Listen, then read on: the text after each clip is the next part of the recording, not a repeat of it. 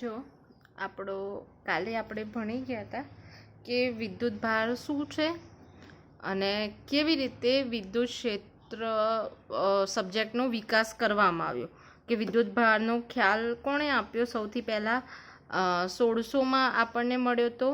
અને કેવી રીતે મળ્યો છે, કેવી રીતે ખ્યાલ આવ્યો કે આવું કંઈક વિદ્યુત શાસ્ત્ર જેવું શાસ્ત્ર છે. અને ત્યારબાદ ખબર પડી કે વિદ્યુત બળ અથવા તો વિદ્યુતની લગતી કોઈ પણ ઘટના છે, આકર્ષણ અપાકર્ષણ, એનું મેઇન કારણ અથવા તો દ્રવ્યમાં જે ઘટકના કારણે આપણને આકર્ષણ અપાકર્ષણ અનુભવાય છે એ ઘટકને આપણે વિદ્યુત ભાર નામ આપેલું હતું.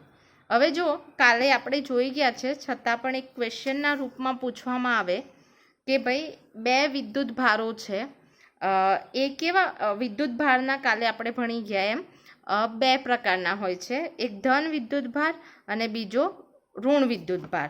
તો આપણે કેવી રીતે કહી શકીએ કે એ બે પ્રકારના વિદ્યુત ભારો હોય છે, પ્લસ આ વિજાતીય વિદ્યુત ભારો વચ્ચે શું થાય છે? આકર્ષણ થાય છે. જ્યારે સજાતીય વિદ્યુત ભારો એટલે સમાન વિદ્યુત ભારો વચ્ચે અપાકર્ષણ અને વિરુદ્ધ વિદ્યુત ભારો હોય તો બંને વચ્ચે આકર્ષણ થાય છે. એવું આપણે આવો ક્વેશ્ચન પૂછે કે પ્રયોગો દ્વારા દર્શાવો કે વિદ્યુત ભારો બે પ્રકારના છે તથા સજાતીય વિદ્યુત ભારો વચ્ચે અપાકર્ષણ અને વિજાતીય વિદ્યુત ભારો વચ્ચે આકર્ષણ થાય છે. એ આપણે પ્રયોગો દ્વારા દર્શાવવાનો એવો ક્વેશ્ચન આવે તો એક પ્રયોગ આપણે કાલે ભણી ગયા હતા. ખાલી રિવિઝન માટે મેં અહીં સમજાવેલું છે. તો કાલે આપણે શું જોઈ ગયા હતા કે આપણે કાચનો સળિયો છે, એ નોર્મલી તમે બે કાચના સળિયા છે એમને આમ અડાડશો તો એ કંઈ આકર્ષણ અનુભવાશે નહીં. પણ આપણે કોઈને ઘસીએ એટલે આ જે પદાર્થ છે ને વિદ્યુત ભારિત કહેવાય. એટલે જ્યારે તમારે એવું કહેવું હોય કે આ સળિયો છે ને ઘસેલો છે, એને એવું પણ કહી શકો અથવા એવું પણ કહી શકો કે વિદ્યુત ભારિત સળિયો. એક ધ્યાનમાં રાખવાની બાબત છે. તો શું કહેવાનું છે આપણે કાલે જોઈ ગયા કે સૌ પ્રથમ આપણે એક રેશમના તાર સાથે એક વિદ્યુત ભારિત એટલે આ પણ ઘસેલો સળિયો છે, રેશમ કે ઊનના કપડા સાથે આ પણ ઘસેલો સળિયો છે. તો લખવાનું કે અહીં આકૃતિમાં દર્શાવ્યા પ્રમાણે બે કાચના સળિયા જેને રેશમના કપડા પર ઘસી અને એક સળિયાને તાર સાથે બાંધેલો છે, રેશમના તાર સાથે બાંધેલો છે. આ સુવાહક તાર નથી, તો રેશમના તાર સાથે બાંધેલો છે અને બીજા સળિયાને એની પાસે લઈ જતા આ સળિયાઓ વચ્ચે શું થાય છે અથવા તો બાંધેલો સળિયો છે એ દૂર જાય છે, જે દર્શાવે છે કે આ બંને સળિયા વચ્ચે શું થાય છે? અપાકર્ષણ થાય છે. કેમ અપાકર્ષણ? કેમ કે બંને છે રેશમના કપડા સાથે ઘસાયેલા છે, એટલે બંનેમાં સરખા પ્રકારના વિદ્યુત ભાર હોવા જોઈએ અને સમાન વિદ્યુત ભાર છે અને અહીં દૂર જાય છે એટલે આપણે કહી શકીએ કે સમાન વિદ્યુત ભારો વચ્ચે શું થાય છે? અપાકર્ષણ થાય છે.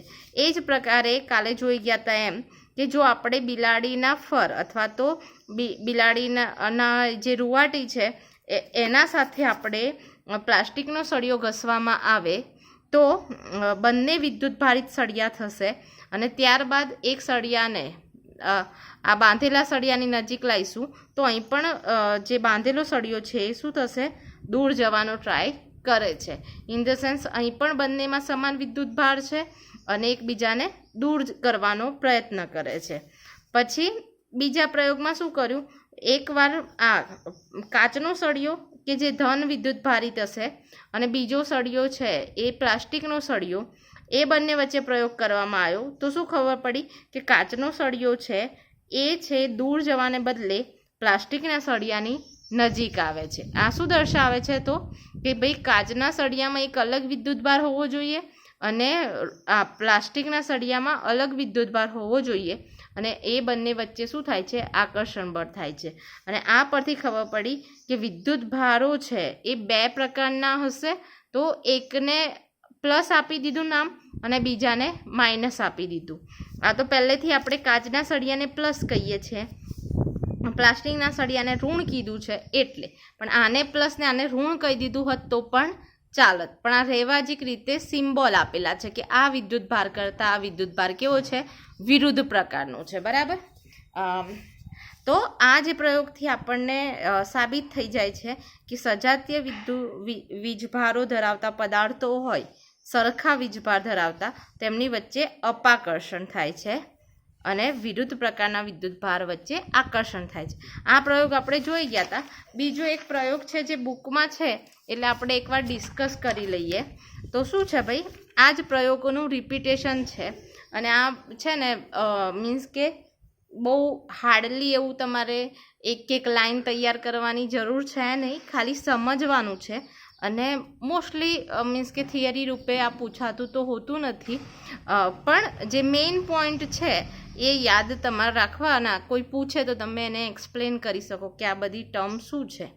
તો શું છે બીજું એક છે ને, આપણે પોલિએસ્ટરનો બોલ અથવા તો એને કહેવાય બરૂનો બોલ, જે વજનમાં ઘણો હલકો હોય છે, અવાહક પદાર્થની જ વાત કરીએ છીએ. જો અત્યાર સુધીને આપણે જેટલા પણ વિદ્યુત ભારિત કર્યું, જેમ કે કાચનો સળિયો અવાહક છે, પ્લાસ્ટિકનો સળિયો અવાહક છે, એની જ વાત કરીએ છીએ.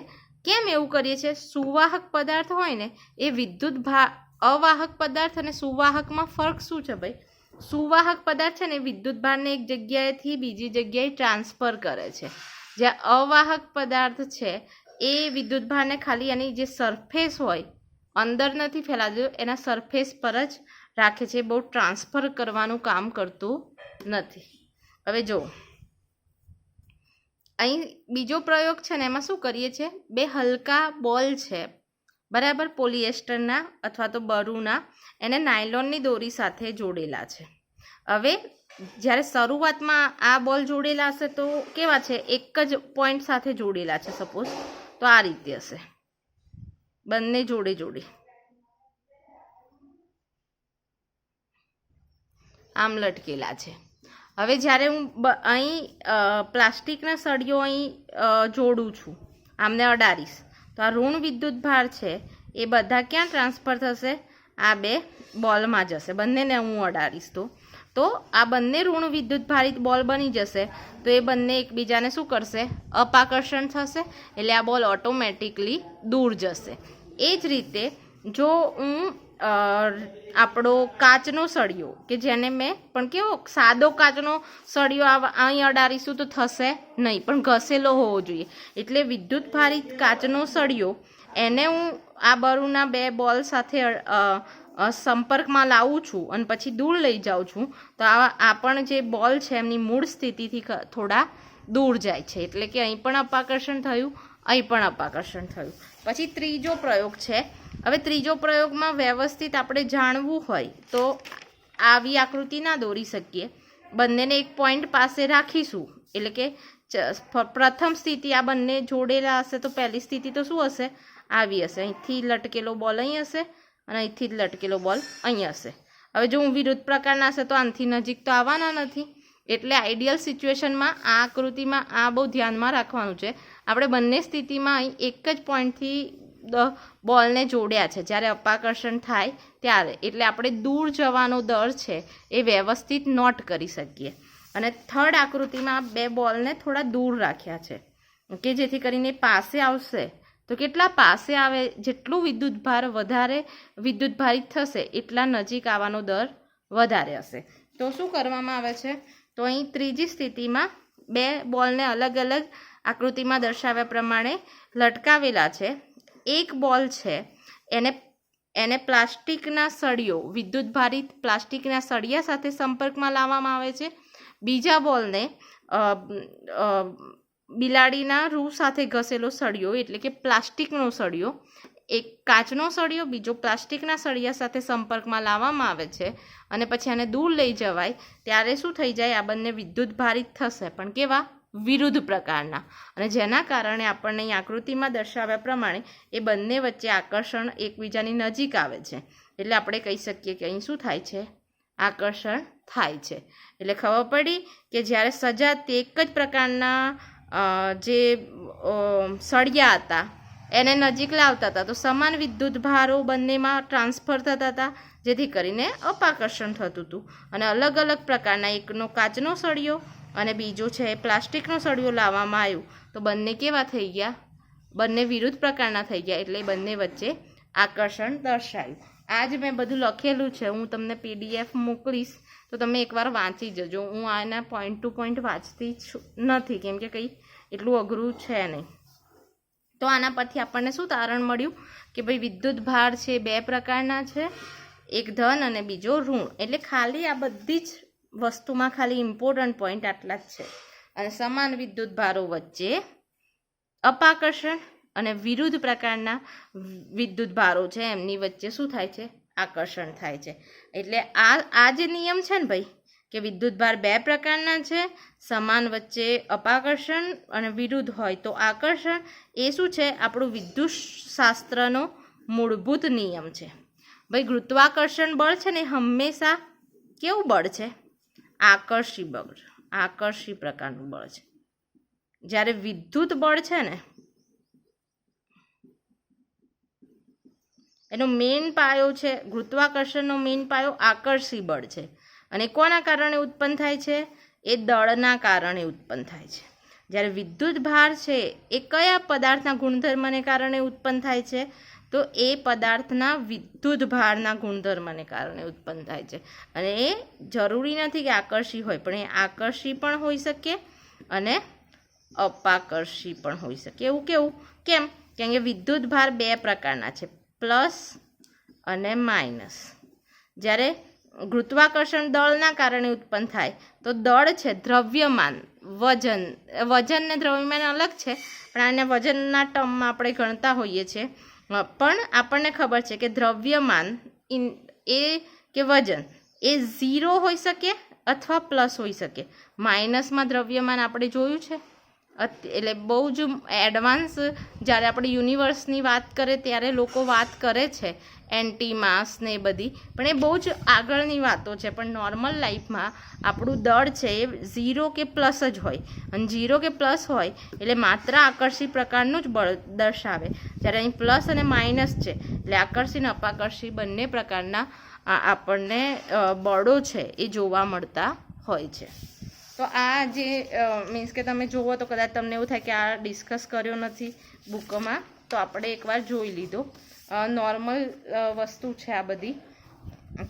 જ્યારે પ્રોપર થિયરી બી આવશે, જેમ કે કુલમનો નિયમ છે, વિદ્યુત ભારનું પ્રેરણ છે, એ થિયરી વારે ઘડીએ પૂછાતી હોય છે અને એને તમે પ્રોપર લખી શકો એ મેનરમાં હોય છે. એની હાઉ જો હવે ભાઈ વિદ્યુત ભાર કોઈ પદાર્થ છે, ચલો આ સળિયો છે મારો, આ સળિયો છે એ વિદ્યુત ભારિત છે કે વિદ્યુત ભાર વગરનો છે એ આપણને દેખાતો નથી. તો એ ચેક કરવા માટેનું કયું સાધન વપરાય છે? જે તે પદાર્થની અને કેટલા પ્રમાણમાં, વધારે પ્રમાણમાં વિદ્યુત ભારિત છે, ઓછા પ્રમાણમાં વિદ્યુત ભારિત છે, અથવા તો એમાં ધન વિદ્યુત ભાર છે કે ઋણ વિદ્યુત ભાર. 2 સળિયા છે સપોઝ, આ સળિયો ને બીજો સળિયો હોય તો એ આપણે નક્કી કરવું હોય કે કયા પ્રકારનું વિદ્યુત ભારિત છે. તો એ નક્કી કરવા માટે જે સાધનનો યુઝ થાય છે એ સાધનની રચના વિશે આપણે ખ્યાલ મેળવવાનો છે. તો ક્વેશ્ચન પૂછાય કેવી રીતે કે પદાર્થ પરના વિદ્યુત ભાર પરખવા માટે, કે કયું વિદ્યુત ભાર છે એ પરખવા માટે સાધન કયું વપરાય છે અને આ સાધનની આકૃતિ દોરી સમજાવો. તો MCQમાં પણ આ પૂછાતું હોય છે અને કદાચ 2 માર્ક્સમાં પૂછાય ક્વેશ્ચન તો લખી શકો તમે. તો આ જે સાધનનું નામ છે વિદ્યુત ભારની પરખ કરવા માટેનું સાધન છે એને કહેવાય છે ગોલ્ડ લીફ ઇલેક્ટ્રોસ્કોપ.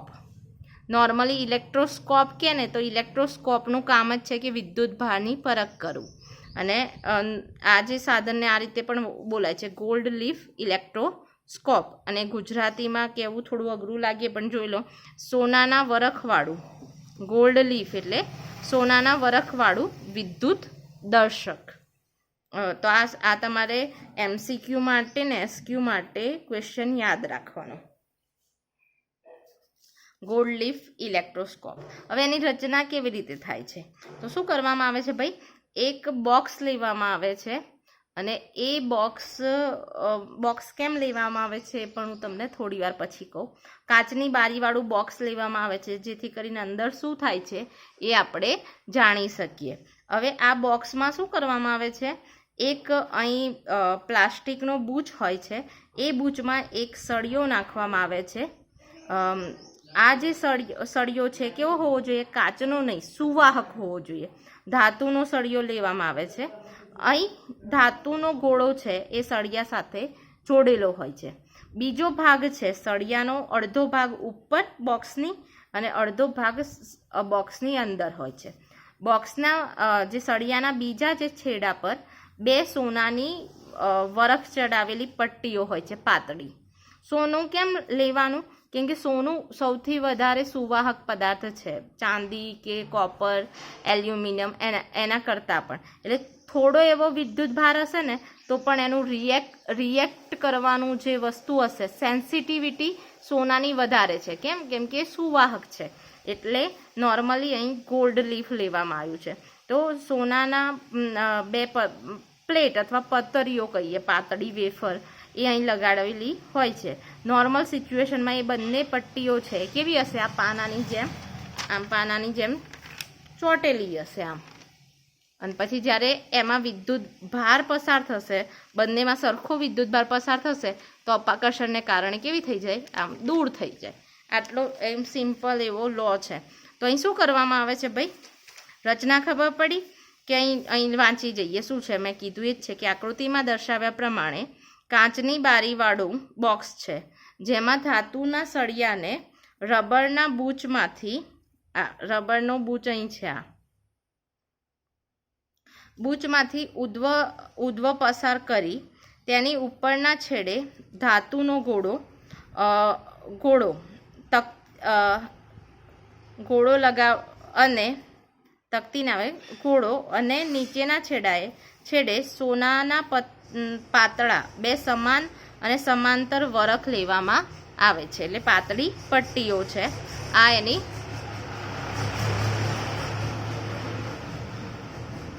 આ છે એની રચના છે. હવે એ કાર્ય કેવી રીતે કરે, તો અહીં જ્યારે આપણે, મારી પાસે સપોઝ આ છે કાચનો સળિયો છે, કાચનો સળિયો હું કરીશ તો એ ધન ભારિત બને છે, બરાબર. તો એ કાચનો સળિયો છે એને જો મને નથી ખબર કે આ વિદ્યુત ભારિત છે કે વિદ્યુત ભાર વગરનું છે.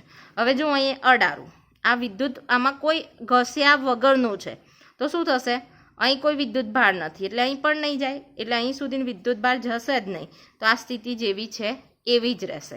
હવે હું આ જે કાચનો સળિયો છે એને ઘસીશ તો આ ધન ભારિત થશે કે ઋણ ભારિત થશે. તો એને હું પછી અહીં ધાતુના સળિયા સાથે અડકારીશ, ગોળા સાથે. તો શું થશે, આ મારો ધન વિદ્યુત ભાર છે એ સળિયા મારફકે આ ગોળા પર અડશે, ગોળા મારફકે આપણી આ ધાતુની પ્લેટ તરફ જશે. સુવાહકો છે એ વિદ્યુત ભારનું વહન કરે છે, બરાબર. અને એ અહીં જશે એટલે આ બંને પટ્ટીઓ છે પાતળી એ કેવી થશે, વિદ્યુત ભારિત થશે. અને જેના કારણે આ બંને વચ્ચે શું થશે, અપાકર્ષણ થશે અને આ બંને એકબીજાથી દૂર જતી રહેશે. તો આટલો સિમ્પલ લોથી આપણું ઇલેક્ટ્રોસ્કોપ છે એ કાર્ય કરે છે. અહીં કાચની બોક્સ કેમ લેવાનું ભાઈ, કેમ કે પછી આ તો પવનથી પણ અલગ થઈ જાય. તો આવી પવન છે, હવા છે, એની અડચણ આપણને નડે ના, એટલે કાચનું બોક્સ લેવામાં આવે છે. બીજી વસ્તુ, અહીં અવાહક સળિયો કેમ નથી લેવામાં આવતો, કાચનો સળિયો ના કહી શકીએ. અહીં જો કાચનો સળિયો હશે તો પછી વિદ્યુત ભારનું વહન થશે નહીં, વ્યવસ્થિત સળિયા અહીં સુધી થઈ શકે નહીં. એટલે સુવાહક લઈએ એટલે વિદ્યુત ભાર અહીં જેટલો આપણે આપ્યો છે એ બધો ધીમે ધીમે નીચે સુધી પહોંચી શકે. બીજું વસ્તુ કે વિદ્યુત ભાર વધારે ગયો, કેટલા પ્રમાણમાં આ સળિયો વિદ્યુત ભારિત થયો એ જોવું હોય તો આ જેટલો વધારે વિદ્યુત ભારિત હશે એટલી જ સોનાની પ્લેટો વધારે વિદ્યુત ભારિત થશે, એટલી જ એ બંને વચ્ચે અપાકર્ષણ વધારે થશે અને એટલી જ એ દૂર જશે. એટલે જેટલી દૂર વધારે એટલું એમ કહેવાય કે સળિયો વધારે વિદ્યુત ભારિત છે, અને જેટલું નજીક હોય તો બહુ થયો નથી. જો અહીં માઇનસ વિદ્યુત ભાર હોત એટલે પ્લાસ્ટિકનો સળિયો અડાડત તે માઇનસ વિદ્યુત ભાર બધા જ હતા, તો બંને માઇનસ વિદ્યુતભારિત જ થતી, કેમ કે એક જ આધાર સાથે જોડેલી છે, તો બંને એ વખતે પણ બંને કેવી જતી, દૂર જ જતી. તો અહીં લખાણ વાંચી લઈએ. શું કહે છે કે જ્યારે વિદ્યુતભારિત, મેં સમજાવ્યું એમ, જ્યારે વિદ્યુતભારિત પદાર્થ ટોચ પરથી ધાતુની તક્તીને સ્પર્શે છે ત્યારે તક્તી પર વિદ્યુતભાર આવે છે, જે વહન પામી અને નીચેના છેડાથી સોનાની વરખ સુધી જાય છે. બંને વરખો સજાતીય વિદ્યુતભારો આવે તેઓ એકબીજાથી દૂર જાય છે. સજાતીય વિદ્યુતભાર આવવાના છે એટલે એ દૂર જશે, અને આ વરખોના દૂર જવાનું પ્રમાણે વિદ્યુતભારનો જથ્થોનું સૂચન કરે છે. એ કેટલા પ્રમાણમાં દૂર જાય છે એના પરથી આપણે કહી શકીએ કે વિદ્યુતભાર વધારે છે કે ઓછો. આ સાધન પદાર્થ પરનો વિદ્યુતભાર અને તેમનું ધ્રુવત્વ નક્કી કરે છે. તો આ સાધનનું કામ શું છે કે પદાર્થનો વિદ્યુતભાર કયો છે એ પણ નક્કી કરવામાં યુઝ થાય છે, પ્લસ કે કેટલા પ્રમાણમાં એમનું ધ્રુવત્વ, એટલે કેટલો પ્લસ છે, જેટલી દૂર જશે એટલું ધ્રુવત્વ વધારે, જેટલો નજીક આવશે એટલું ધ્રુવત્વ ઓછું, એ નક્કી કરી શકાય. હવે આપણને કંઈથી ખબર પડે કે ભાઈ અહીં જે વિદ્યુતભાર છે પ્લસ છે કે માઇનસ છે, તો આપણે પહેલાં આઈડિયલી નામ જ આપી દીધું કે કાચના સળિયાઓ જ્યારે ઊન સાથે ઘસાય છે તો એ ધન વિદ્યુતભાર છે. એને પહેલાં ઋણ ગણ્યો હોત તો પણ ચાલે, પણ એ પહેલાં એકને નામ આપી દીધું ભાઈ, તો આ ધન વિદ્યુતભારિત છે કાચનું સળિયો, બરાબર. હવે બીજું કોઈ વસ્તુ છે એ કયો વિદ્યુતભારિત છે મને ખબર નથી, તો એ વસ્તુને હવે જો આ કાચનો સળિયો છે એ ધન વિદ્યુતભારિત છે, આ પ્લેટો આટલી દૂર ગયેલી છે. હવે શું કરું, હું બીજો એક વિદ્યુતભારિત વસ્તુ છે એને આ સળિયા સાથે અડાડીશ.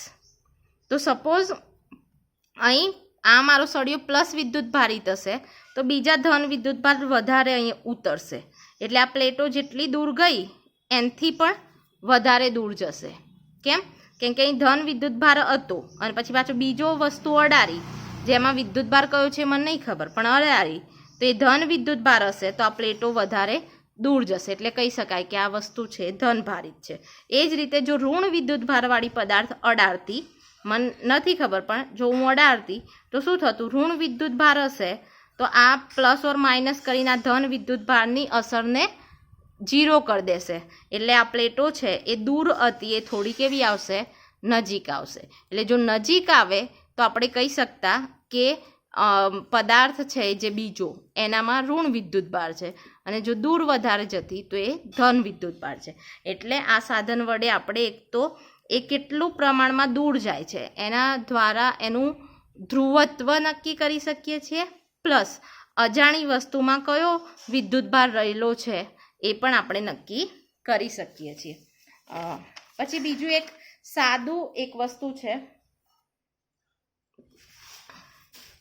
આ જ વસ્તુને 3 પ્રકારની અલગ અલગ વસ્તુના ટર્મમાં તમને આપેલી છે. એક મિનિટ, સોરી, સાદું ઇલેક્ટ્રોસ્કોપ છે એ કેવી રીતે બનાવવામાં આવે છે, જે આપણે ઘરે પણ બનાવી શકીએ છીએ, એનું અહીં રચનાને સિદ્ધાંત આપેલો છે. તો ઇલેક્ટ્રોસ્કોપ પેલું હતું એ કેવું હતું, ગોલ્ડ લીફ ઇલેક્ટ્રોસ્કોપ, અને આ સાદું ઇલેક્ટ્રોસ્કોપ છે. તો ઇલેક્ટ્રોસ્કોપનો સિદ્ધાંત શું છે ભાઈ, તો સમાન વિદ્યુતભારો એકબીજાને શું કરશે ભાઈ, અપાકર્ષે છે, અને એના દ્વારા અપાકર્ષે એના દ્વારા ખબર પડે કે આપણે અડાડેલી વસ્તુ છે વિદ્યુતભારિત છે, એટલે આ બંને દૂર જતા રહ્યા. તો એ નોર્મલી આપણે ઘરે આ પ્રયોગ કરવો હોય તો શું કરવામાં આવે છે, એક કાચની બરણી લેવામાં આવે છે, અને એમાં એક બૂચ નાખી અને બૂચમાં સળિયો નાખવામાં આવે છે. સળિયાની ઉપરની ટોચ પર ધાતુનો શું કહેવાય ગોળો રહે એ રીતે આપણે કામ કરવામાં આવે છે. જેમ કે આપણે પડદા લટકાવવાની રિંગ હોય ને, એમાં કેવું હોય, આવું ધાતુનો સળિયો હોય ને અહીં મોટો મીન્સ કે ગોળાકાર બોલ આવેલો હોય છે. તો એવી આપણે શું કહેવાય સળિયો લેવાનો છે, તે છેડા પર ગોળ ધાતુનો બોલ હોય અને બીજો છેડો કાપેલો હોય. આ કાપેલા છેડા પર છે ને 2 એલ્યુમિનિયમ પણ સુવાહક છે. સોનાની લીફ તો આપણે ઘરે પ્રયોગમાં વાપરી નથી શકવાના, એટલે આપણે શું કરીએ, એલ્યુમિનિયમની 2 પાતળી પ્લેટો લઈએ 2 છેડા પર. પછી આપણે જેમ પેલો પ્રયોગ કર્યો એમ જ પ્રયોગ કરી શકાય કે જો આપણે પ્લાસ્ટિકનો સળિયો છે એ ઘસીને લાવીશું તો આ બંને વસ્તુ શરૂઆતમાં તો આ બંને દૂર જ છે. હા, તો આ પ્લાસ્ટિકનો સળિયો લાવીશું તો પહેલાં તો આમ સમાંતર હશે, અહીં કોઈ વિદ્યુત ભાર છે નહીં. પણ જેવો આપણે પ્લાસ્ટિકનો સળિયો લાવીશું તો આ ગોળા દ્વારા વિદ્યુત ભારિત થશે, એટલે આ બંને પ્લસ વિદ્યુત ભારિત બની જશે. કાચનો સળિયો હોય તો પ્લસ, પ્લાસ્ટિકનો સળિયો હોય તો ઋણ. તો આ પ્લેટો દૂર જાય છે. અને પછીની ઘટના શું દર્શાવે કે જો આ સળિયો કાચનો જ છે પણ પછી બીજો એક સળિયો હું ઋણ અહીં લાવું, જેમ કે અહીં પ્લસવાળો હતો જ અને પછી અહીં ઋણવાળો લાવું તો એ ઋણવાળો આવશે ને તો આ પ્લસ ઓર માઇનસ 0 થઈ જશે ને આ બંને પાછા થોડા નજીક આવી જશે. એ રચના તમને દર્શાવે છે. તો તમારે આ પેલું છે એ જ આકૃતિ પણ ઘરે કેવી રીતે બનાવાય તો તમારા બુકમાં પાછું માપ પણ આપ્યું છે કે આપણે સળિયો છે 20 સેન્ટીમીટરનો લઈએ લગભગ, અને આ જે એલ્યુમિનિયમની પતરીઓ છે એ 5 સેન્ટીમીટરની લેવામાં આવે છે. તો અહીં વાંચી જઈએ કે ઉપરની તરફ પાતળી પટ્ટી ધરાવતો એક ધાતુનો સળિયો લેવામાં આવે છે. ઉપરની તરફ પાતળી પટ્ટી કે ગોળો ધરાવતો એક સળિયો લેવામાં આવે છે. ધાતુનો હોવો જોઈએ, ના કે કાચનો. તેની નીચે પાતળી એવી ધાતુની 2 પ્લેટો સમાંતર રહે તે રીતે ગોઠવવામાં આવે છે. આ સમગ્ર રચનાને હવા ચુસ્ત રીતે ફિટ કરવામાં આવે છે અને કાળા વડવાળો બૂચથી બોટલને એવી રીતે બંધ કરવામાં આવે છે કે જેથી સળિયાની તકતીનો થોડો ભાગ છે ઉપર રહે અને થોડો નીચે રહે. હું આખું એક્સપ્લેન કરતી નથી, આ તમે એકવાર જોઈ લેજો. મેં હમણાં કીધું એ જ છે કે આ રીતે છે ને જ્યારે આપણે સળિયો અહીં અડાડીશું એટલે આ ધનભારિત થશે એટલે પ્લેટો દૂર જશે અને નોર્મલ સિચ્યુએશનમાં નજીક રહેશે. હવે મેં તમને અહીં સમજાયું ને કે જો અહીં આ પ્લેટ હોય કે પેલી બંને રચના સેમ છે, ખાલી પેલામાં શું છે અહીં પેટીની બદલે કાચની બોટલ મૂકી છે અને એ સોનાની વરખના બદલે બીજામાં શું છે એલ્યુમિનિયમની વરખ છે. બીજી બંને રચના સેમ છે. અને મેં અહીં સમજાયું એમ કે આપણને ખબર કેવી રીતે પડશે કે અહીં વિદ્યુત ભારિત વધારે છે કે ઓછું, આ કેટલા દૂર જાય એનાથી, અને પ્લસ છે કે માઇનસ એ કેવી રીતે ખબર પડે તો અહીં એકવાર પ્લસ વિદ્યુત ભારિત કરી અને આને દૂર ગોઠવી દેવામાં આવે. પછી અજાણ્યો કે આ કયો વિદ્યુત ભારિત તાર છે એને અડાડીશું, જો પ્લસ હશે તો આ થોડી પ્લસ હતું જ અને પાછો પ્લસ કરીએ એટલે પાછો વધારે વિદ્યુત ભારિત થાય એટલે પ્લેટો વધારે દૂર જાય.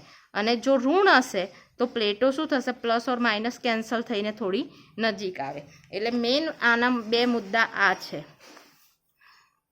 જે તમારી નવી બુકમાં આપેલા છે નહીં, પણ અહીં કહી શકાય કે આમ પદાર્થ પર રહેલા વિદ્યુત ભારની હાજરી આપણે ઇલેક્ટ્રોસ્કોપથી માપી શકીએ છીએ.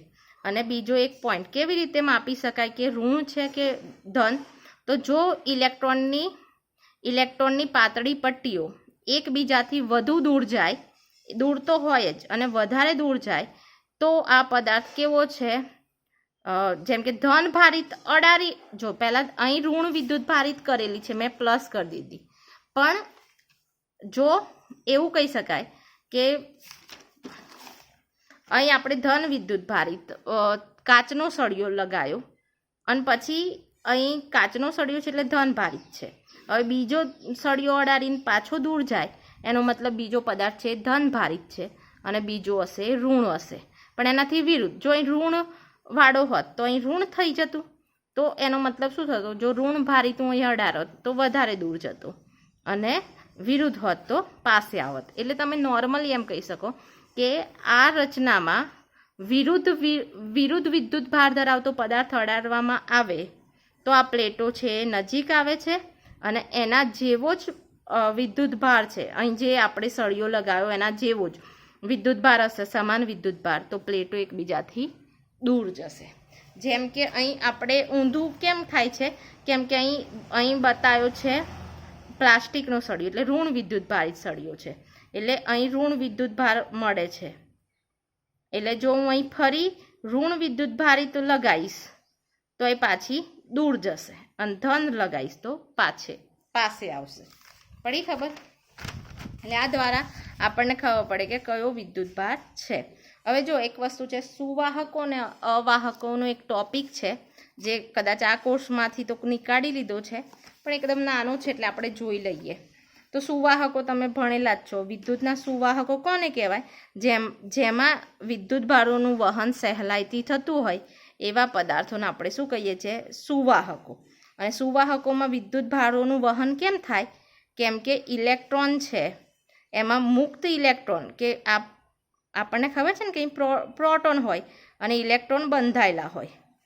તો આ બંધિત ઇલેક્ટ્રોન હોય અને જે એકદમ આ પ્રોટોન અથવા કેન્દ્ર સાથે બહુ એવા બળથી જોડાયેલા ના હોય, એને આપણે મુક્ત ઇલેક્ટ્રોન કહીએ. તો સુવાહકોમાં છે ને મુક્ત ઇલેક્ટ્રોન વધારે છે. એટલે અવાહકોમાં ઇલેક્ટ્રોન તો હોય જ છે, પણ કેવા હોય? એ બંધિત હોય, આ કેન્દ્ર સાથે વધારે જકડાયેલા હોય. પણ સુવાહકોમાં મુક્ત ઇલેક્ટ્રોન વધારે હોય.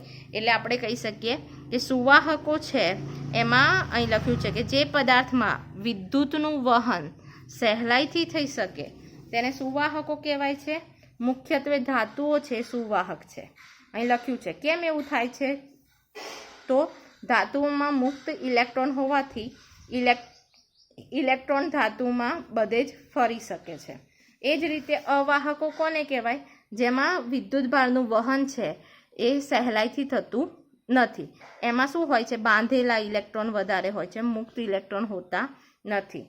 આ ઇલેક્ટ્રોન દ્વારા વિદ્યુતનું વહન થતું નથી. ઉદાહરણ કહીએ તો આપણને ખબર છે કે વિદ્યુતના સુવાહકો કયા છે? એલ્યુમિનિયમ, કોપર, એટલે કે બધી જ ધાતુઓ છે સુવાહક છે. માણસનું શરીર, પૃથ્વી છે એ પણ સુવાહક છે. આપણામાંથી કરંટ પસાર થાય છે, બરાબર ને? પણ જેમ કે લાકડું છે, મીણ, પ્લાસ્ટિક, એ બધા શું છે?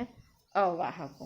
તો અત્યારે રવા દઈએ, પછી કાલે આપણે ઇલેક્ટ્રોનનું પ્રેરણની ઘટનાનો આપણે અભ્યાસ રાખીશું.